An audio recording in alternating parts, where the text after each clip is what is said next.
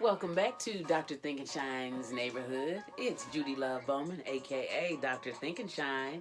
This is your premier channel for parents, teachers, students, coaches, all those who want the best for young people. It's a faith-based channel where we integrate current events with faith, reality television with faith. Today we're going to take a look through our Governess Goggles at Lateshia from the Belle Collective and her goals to revitalize Farish Street in Jackson, Mississippi. But first things first, if you or someone in your household is celebrating a birthday, happy birthday from Dr. Thinkenshine and friends. So we're going to put on our Governess Goggles and take a look at Lateshia. And as you know, the Governess Goggles is where Dr. Thinkenshine puts on her social scientist hat and takes a look, observations. Just looking and learning. No judgment. Just observations. Yes. I have to remember to clean these Governess Goggles too. Lateshia went to Farish Street to meet with Councilman Dr. Stamps, the appraiser of the City of Jackson's contractor. And she just met with them to get some numbers to see what she's looking at. And she says she wants to see what it's going to cost to move forward with her vision. Now, Lateshia's vision is to renovate a two-story building. There's only one two-story building on Farish Street from what I understand. The upstairs, she wants it to be a venue space where people can rent it out. Downstairs, she wants to have a brunch cafe and a resource center for female entrepreneurs. I think that's great because some people don't have Wi-Fi or whatever it needs to take them to get started. Resource center, excellent idea. Lateshia's goal is for black entrepreneurs to come together and buy back this block to create generational wealth through black entrepreneurs and businesses. Jhai, the city contractor, said she won't be able to buy the building. He said, I'm sorry, it's not for sale. It's for lease. It's an historic building. The councilman said, I know that's different than what you expected, but folks want to protect that legacy and with entrepreneurs like yourself, so in a few years we can approach the covenants about owning it. I don't know what that means. I don't know who owns it. I don't know what that means. We'll follow this. Lateshia said she felt discouraged when she learned that the building was not for sale and said, but I'm a visionary. I may not have all the logistics figured out, but this is going to manifest. So your words have power. That's right. If bees can fly, so can Ty. You believe in yourself. See, it seemed physically impossible and physiologically impossible also for bees to be able to fly, but they do.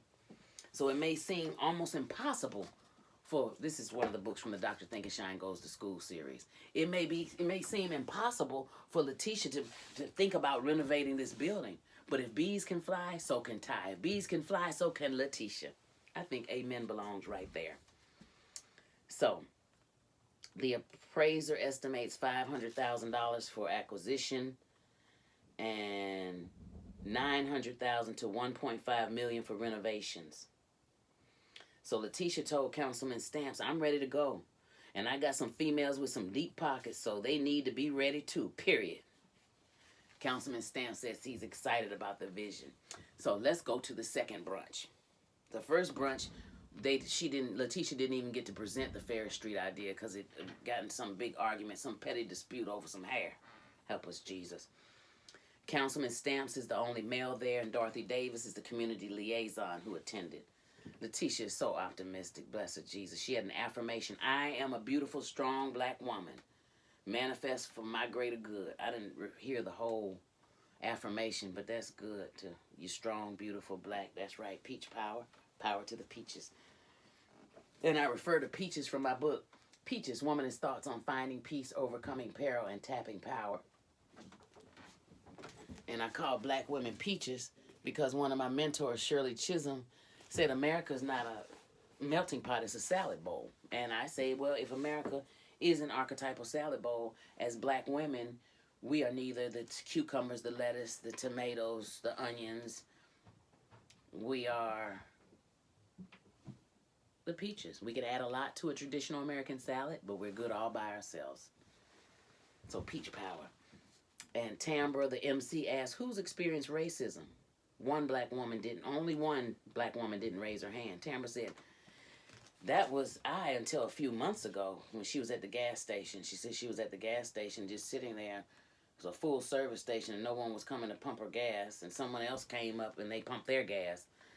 And Marie said, well, that's because of your complexion. Tambra said, colorism. And we talk about colorism also in the book Peaches. Have mercy, Jesus. That Willie Lynch. We got to have the light skin against the dark skin. The tall against the short. The free against the house Negro against the field Negro. Marie said, yes, colorism. Antoinette said, I'm not giving any grace because I'm fair-colored. Whether I'm dark or light, I'm still black in a room full of whites. And sometimes I feel like they think I'm the affirmative action. We just let you slip in to help our numbers. I understand what Antoinette is saying. Because when white people see us, they don't say, oh, she's light-skinned. They just see a black person. I understand that. Or, oh, is that her real hair? They don't even, the black is blackety, blackety, blackety's black. Okay? But I do know that studies have shown that darker girls are suspended at a disproportionate rate compared to lighter skinned girls. They're mistrusted more. They're incarcerated disproportionately as well. So colorism does come into play. And we say the darker the berry, the sweeter the juice. Now that's the truth. Marie said there are certain things we've been taught not to talk about, and that's why we have to stand up and say we're not going to put up with this. That's true. But Kaylin left crying, saying, as a white people, we don't talk about black people like this. She was hugging Antoinette after she, had a back and forth with Marie. This is what happened. Kaylin said, white people, we don't talk about white people. We don't talk about blacks like that at all. They hate us, the white man. Antoinette said, Kaylin, that wasn't even about you. Kaylin said, I just don't want them to think that we hate blacks because we don't. Antoinette said, sometimes blacks get the short end of the stick. See, Antoinette was trying to help Kaylin process things because she and Marie got into it, and I'll get into that in a minute. But this is when she ran out. Antoinette said there are certain amounts of privilege that Kaylin benefits from that I can't. That's what Antoinette said in her confessional. Kaylin said the media presents white people as hating blacks, and we don't. I come from a very prominent family, and my great-great-great-grandfather was Jefferson Davis. And here I am sitting with a bunch of black women supporting them, and we have to show America that this is not who we are anymore. That's right. That's right. She want to show. This is a great show. Good TV. It reminds me of the P-15 Passbook, America's Passport for Unity. We need unity, and that's good to have this segment in here, and it's good to have a white cast member, Kaylin, on here. Marie said, I don't mean to interrupt.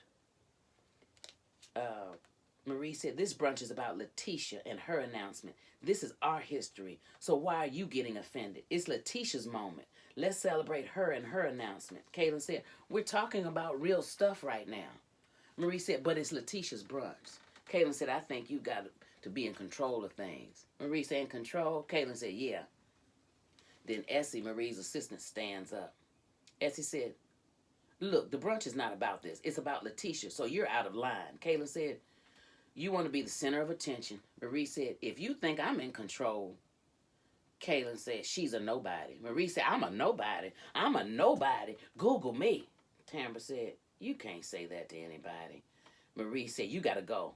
This is my girl's show, not yours. It's time for her to leave. Sister Davis, poor Sister Davis, the councilman tipped out somewhere along in here. He just tipped on out. Sister Davis said, this is disrespectful.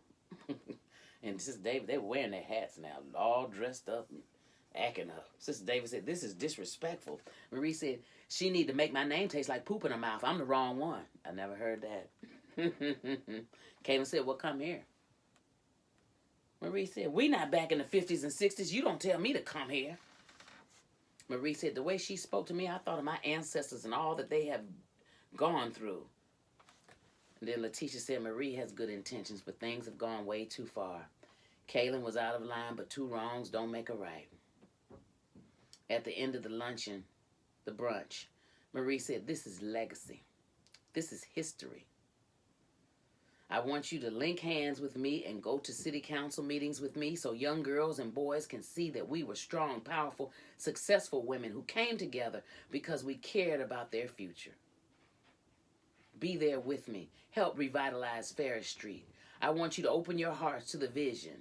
Peach power. Power to the peaches. Meanwhile, Lateshia is experiencing some challenges at home. Her husband, who's gone for 28 days at a time and then comes home for 2 weeks because of his work, came home and Lateshia didn't have food ready and she was busy, and she was just telling him she's growing, she's changing. She has other, she can't just be available for him those 2 weeks, catering to him for those 2 weeks, even though he is the king. She just needs some time to get her vision. So they're having some growing pains, and we'll follow that and keep that in prayer. But I just admire her having a vision and being so optimistic. And Lateshia, no weapon formed against you shall prosper. So this is good TV. Keep it going. We'll keep following it. It's nice to see good TV that we can learn from instead of a bunch of train wrecks. So thank you, OWN. Thank you, Belle Collective. The Lord bless you and keep you. Make his face shine upon you. Be gracious unto you and give you peace, power, and love. More love. Boost. Yes. What a wonderful show.